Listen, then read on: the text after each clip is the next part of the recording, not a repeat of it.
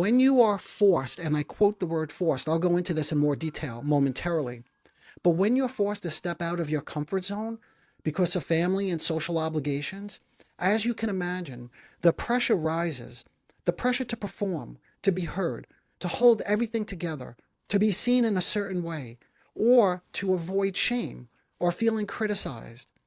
But what I want to emphasize is something more subtle and more psychologically accurate. Your old defensive patterns are being challenged. Why and how, and this is what I'm encouraging you to consider, do the very moments designed to bring people together also, and I quote again, expose the most fragile parts of your inner world? And I'll come back to that word expose in a moment.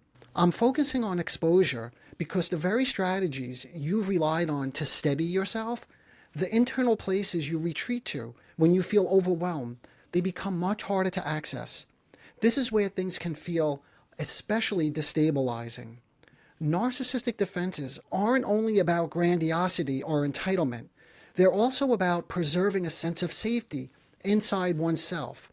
For many people with narcissistic characteristics, having a protected internal world, a familiar psychic space where you can withdraw from emotional demands, is essential.